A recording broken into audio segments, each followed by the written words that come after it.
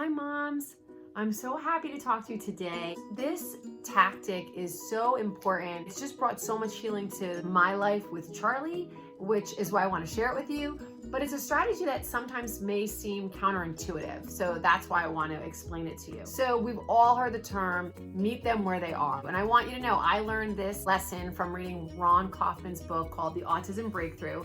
I recommend that book to literally everyone I coach. I recommend The Autism Breakthrough by Raun Kauffman, and then I recommend either the Body Ecology Diet or the GAPS diet, depending where they are, because I want them to understand gut health, and I also want them to understand how to basically cross the bridge to get into your child's world and then slowly be there with them so that you can take their hand and pull them out. Raun Kauffman currently is in his early 50s. He himself was diagnosed with severe autism as a child. His parents just did not give up, figured out a lot of strategies. He was completely healed of autism, went on to be an Ivy League student at a prominent college. He speaks all over the world. His family actually, after they healed him, started a beautiful organization called the Sunrise Program, where they actually train mothers and fathers on site to bring the training home, but you can also learn it through his book, you can learn it through their YouTube videos, etc. And I learned so much from reading that book and watching those YouTube videos. One of the things I achieved from reading that book, within 3 days, I got eye contact from Charlie. So this stuff works. So let me just tell you real quick how you can use this idea of kind of walking across the bridge and taking their hand and bringing them out in your everyday life with your ADHD child. So I want to use it when you're doing schoolwork. That's the example I'm going to use right now, because I don't know about you, but there are days where Charlie is spot on, and then there are days where I'm like, where'd you go? Where are you? You're in front of me, but you are not here.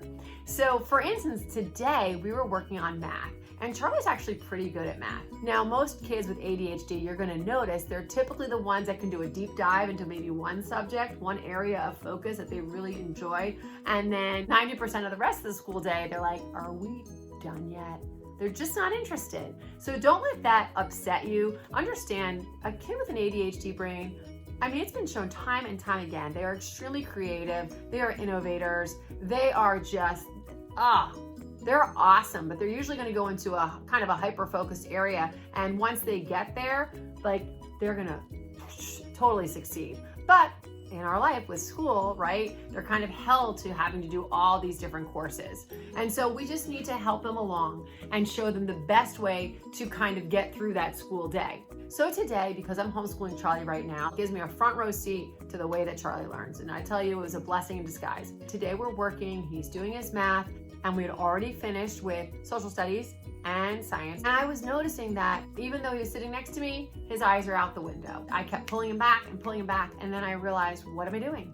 I know better. So what Raun Kauffman will tell in his book and explain to you is always going across the bridge, meet your child there, hang out in their world for a while.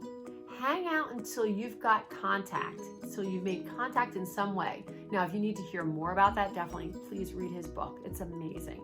But for the purposes of this little video, so you get over there, hang out with your child in their world for a while. Validate where they are. Let them gain a little bit of trust from you. Let them take a breath. Let them be there. Now they're ready. Let them take your hand and you're going to pull them out. So today, when this was happening with math, and he was just, no matter how many times, Charlie, come back, Charlie, come back, Charlie, come back. I'm like, hey, Charlie, let's go outside. He's like, what?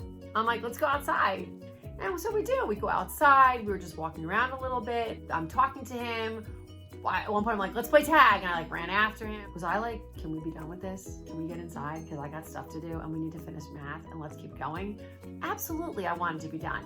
But when I put my own needs like that on the back burner and I stay present right in that moment, which is what are we asking of our kids constantly? Where are you? Be present, be here, be in the now, right? That's what we're always asking our kid that has ADHD. And so I took the advice of what I'm constantly throwing at him and I was present. We played tag, etc., etc. We're out there for maybe, I'm not even kidding you, 5 minutes. 5 minutes. And I'm like, all right, I go, oh, you know what? If we go finish these math problems, we're almost done. We can actually, I have that cake mix. We can make one of those cakes. Because he knows I've got that RAUN'S Originals, Cake Your Way, and we can make a lemon cake legal. Anyhow, that's all we needed. Then we go inside and we were able to do our math lesson. You have to be able to catch your child, and you might have a day where you're constantly walking across the bridge to meet them where they are, hang out with them, and then to bring them out.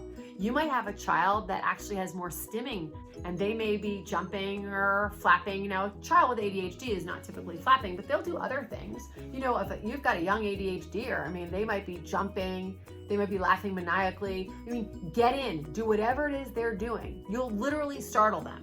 They'll be like, what is she doing? They might not even articulate that. If they're laughing maniacally and all of a sudden you lay down and they laugh maniacally on the ground, they're gonna be like, what? And then you look at them, what are you doing? And all of a sudden you get contact, you pull them out. Granted, this is somebody who has behaviors that are more severe than the typical ADHD children I talk about, but it doesn't matter where you are. Meet them where they are. Whatever it is they're doing, they look distracted. Yeah, it's okay to call them back every couple of times, because what you want to do is you also want to show these children as they are coming out of these ADHD behaviors, as they are learning to compensate for how their brain really wants to go here and go there and go all over the place. You're showing them a trick. You're showing them like, oops, I feel like I can't focus. I need a break. I need to take a break. When they have the ability and they are able to regulate where they are, maybe when they're in college, right? And they're trying to study, doesn't matter where it is. And they can recognize, I need a break. They can get up, they can leave, they can walk around. I've told Charlie so many times, listen, if you do well in 10-minute increments, then do 10-minute increments. I don't mind.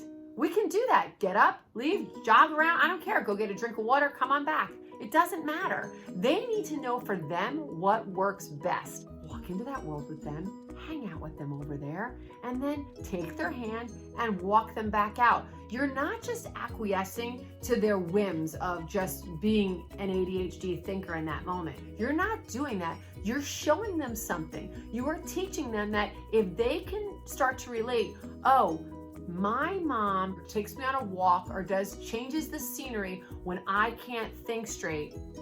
I clear my head and I come back. That's what they're learning. They're learning, I don't have to be angry at myself for this, because see, as your child gets older, you don't want them beating themselves up for not being able to focus. I mean, just put yourself in your own shoes of when maybe you've had too many cups of coffee. Like, let's pretend you had 5 cups of coffee one day. You can't think, I gotta get up, I gotta go away, I gotta take a break. Mindset is everything. So you're trying to show your child how to get in the mindset to get something done. So right now it might be schoolwork, but in the future, you don't know what they'll have to do. They will have tasks. You want to let them know this is normal. This is how we do it. Everybody gets sidetracked, and we just have to compensate for that. We have to figure out what works for us so that we can get our stuff done. Thanks, moms, for listening. I hope this was encouraging.